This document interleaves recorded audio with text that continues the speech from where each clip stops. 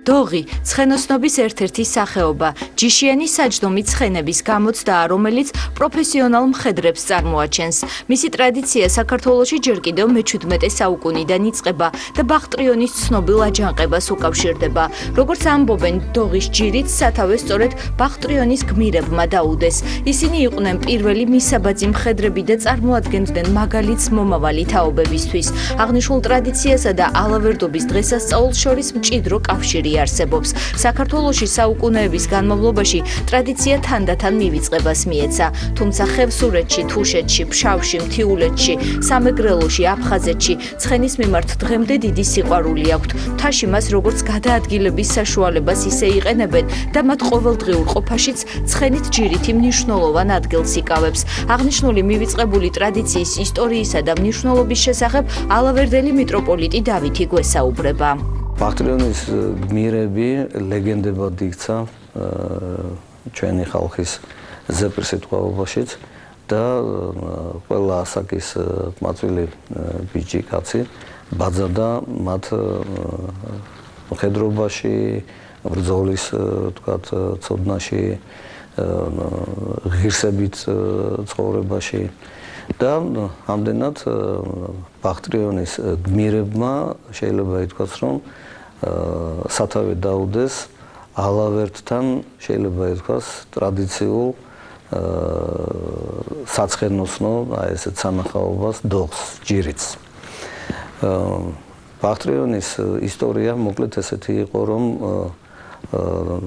გალავანი გარნიზონად ჰქონდათ გადაკეთებული დამპყრობლებს, ხოლო ტაძარი თავლად ალავერდებულთა მთავარს ეკრძალებოდა იქ მსახურების ჩატარება და აი ჯვარსამაღლების დღეს, ახლით 27 სექტემბერს, ალავერდებულმა ითხოვა იქ სადღესასწაულო მსახურების ჩატარება. თითქოს აი ამ დღესასწაულ დღეს ღვთის მადლით და ღვთის კურთხევით გაერთიანდა ორი დიდი სიხარული, სულიერი და ხორცელი სიხარული. და აი ამის შემდეგ ეს დღესასწაული ყოველთვის ორი სიხარულის გამოერთიანებელი ნიშანსვეტი იყო.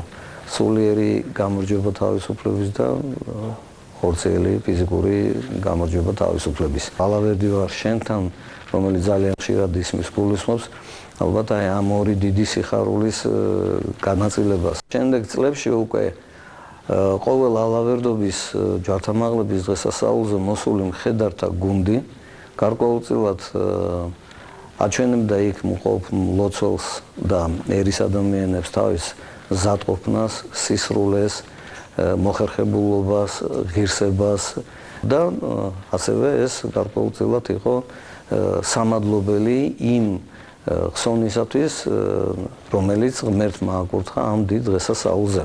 ჩვენ ყველას კარგად გვახსოვს რჩეულიშვილის ალავერდობაც კი. ფაქტი, რომ ალავერდთან დოღი ემართებოდა, აი ამ ნაწარმოებშიც კარგად ჩანს. ეს ფაქტორი თუ საიდან დაიწყო დოღი ალავერდთან და რა ღირსებას, რა შინაარს ატარებს, თანდათანობით დაიკარგა, დავიწყებას მიეცა.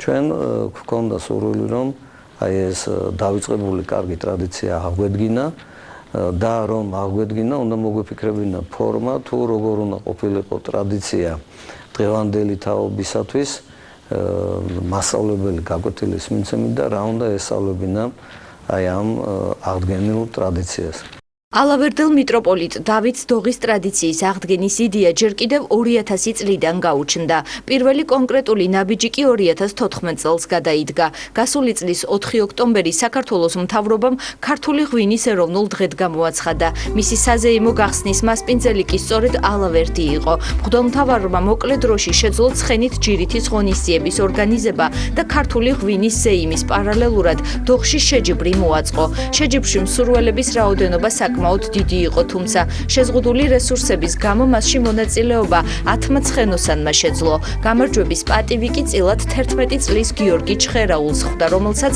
სპეციალურად შეჯიბრისთვის დაწესებული ერეკლე მეფის ხმლის ზუსტი ანალოგი გადაეცა. ჯილდოზე გამარჯვებულის ვინაობაა ამოტვიფრული.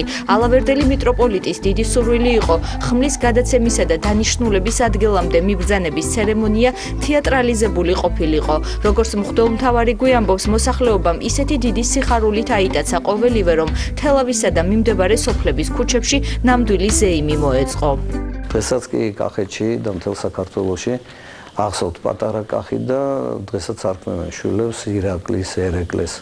ამიტომ ალავერთან დოღი ალბათ ყველაზე ღირსეული პრიზი არც ფულად თქვათ ერთეულში იქნება გამოხატული და არც თქვათ რაიმე სხვა ჯილდოთი თუ არა აი ამ ისტორიის გახსენებით. ერეკლეს ხმალი, რომელიც ჩვენ ასე ვთქვათ ამ დოღში გამარჯვებულის პრიზად გადაწყვეტეთ რომ ყოფილიყო, ეს ხმალი იმეორებს სახელოვანი მეფის საბრძოლო ხმლის ფორმას, ზომითაც, წონა შედარებით განსხვავებული არის და აი ამ ხმალზე არის ამოტვიფრული ფრაზა მე ვარ ავი მუსაიფი, კახთ ბატონი ირაკლისა. ეს არის თქვათ აი ამ ხმლის ერთ პირზე. ხოლო მეორე მხარეს გამარჯვებული მხედრისა გვარის სახელი, წელი და თარიღი ასაკი მიენიშნება. ვფიქრობთ, რომ ეს ხმალი თითეული თქვათ მონაწილისათვის საცნაური უნდა იყოს.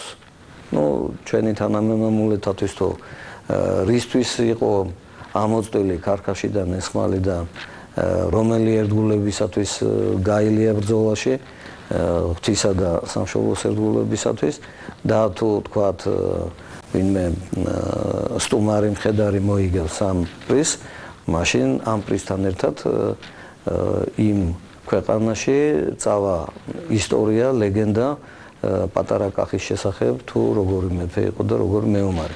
საორგანიზაციო ჯგუფს, კომიტეტს ვთხოვეთ, წინადადებით ვიმართეთ, რომ თუ ალავერტში ჩატარდება ეროვნული ღვინის დღე, იქნება აი მასთან ერთად იყოს ეს დოღიც.